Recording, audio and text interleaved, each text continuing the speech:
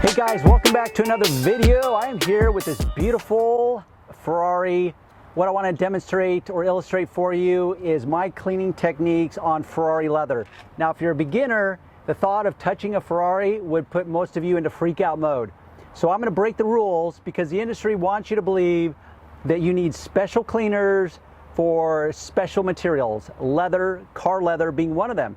Now, this just ups the ante even further because not only is leather special, but this is a special car. And by special, I mean it's an exotic. It's expensive, it's rare in the context of normal cars. So it's extra special leather. But once again, as I've repeated in many videos, virtually every car, I don't care what it costs, there's so little exceptions to this rule. So this Ferrari is not one of those exceptions. It has coated car leather. Therefore, I actually don't need special leather cleaners and special leather conditioners. So let's get started. Okay guys, here we are. We have the front seat of this Ferrari.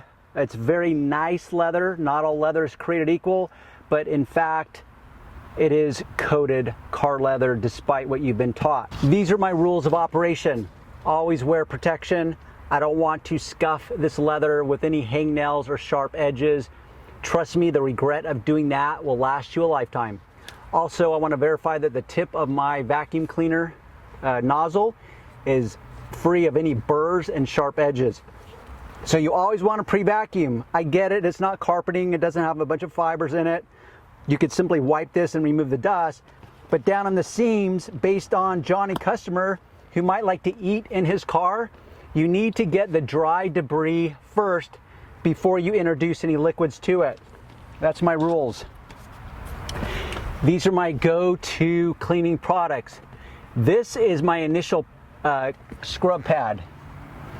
Why? Because it contours to the shape of the seat itself, so it's very friendly in that regards. It is a non-abrasive scrub pad. This is my simple green diluted down 10-1. When I'm doing seats, unless they're ultra clean and I just need to touch up a very small area, my rule is I'm going to spray directly onto the seat itself, and I'm going to break the seat down into small sections. Now, once again, if you're fearful, you'll notice that no color is coming up on that. Because as a detailer, especially if you can't verify the history of a car, this seat may have in fact been re-dyed, and not all re-dyeing processes are created equal. So you do need to verify, even though it's coated leather from the factory, you need to verify in an inconspicuous area first. So that's my go-to. Now for the seams like this, because this leather, despite how it must look on camera, has some nuances to it that I'm gonna have to bust out a toothbrush, and I'm gonna scrub, and I'm gonna mop up, and I'm gonna check my results. And this has a lot of details, no pun intended, to it. So this is gonna require the use of multiple brushes in order to achieve as close to clean and perfection as you can.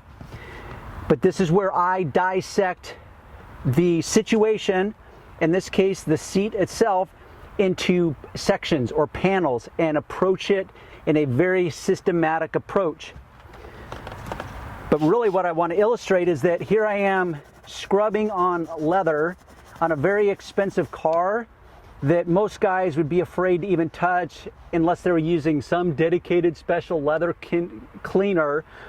But if your leather is actually dirty, like this leather is, it has a decent amount of dirt on it. For a Ferrari, this level of dirt, which is not going to show up on video, is completely unacceptable in my world and most of my customers' worlds. Therefore, I have to produce much better results than what are appearing on camera.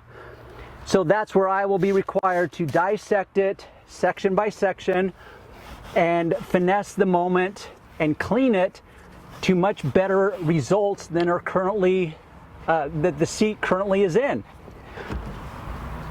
So this brush, how does this brush come into play? Well, if it is a leather seat that has a very heavy or thick texture to it, This pad, because it's essentially flat, may skim over the high points of that leather without getting down into the nuances of the grain.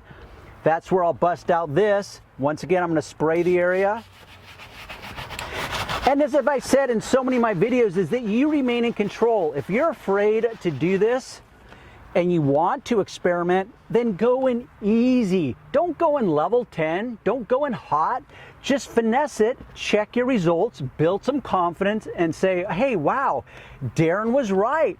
It really must be coated leather. And now I'm getting results that I would not have gotten before if I had followed the lead of the industry. So I'm just gonna finesse each moment. It's got some ribbing in here. And yes, you do need to be cautious because you don't want to scrub it so hard that you literally wear that clear protective coating off. Okay, you don't want to be, challenged about it. But now I've got leather that is so much cleaner, and I know it's not going to be dramatic on video. You're just going to have to take my word for it. Really what I want to illustrate is that you don't have to overthink it.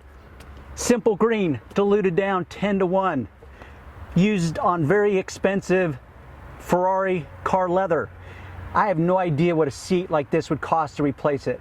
My guess is at a minimum $7,500 to replace the entire seat. I don't know if they can reskin this because some seats you can actually just replace the leather skin, but retain all the hardware. I have no idea. I've never actually had to replace one because I've never gone about things recklessly. But yes, I'm always pushing the envelope to see what I can finesse and tease out of any moment or any product. So that's cleaning Ferrari leather.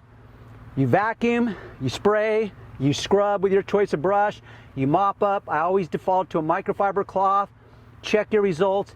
Repeat applications are always better than one heavy saturated application, because I promise you, when it comes down to a seat that has this much detail and nuances to it, you're not going to nail it in a single go. You will have to do repeat applications regardless of the wonder chemical or product that you happen to have chosen. Okay, till next time, we'll see you on the next video. Don't forget to subscribe if you like what you're seeing. Hit the bell icon next to the subscribe button if you want to get alerted every time I upload a new video. With that said, we will see you on the next video.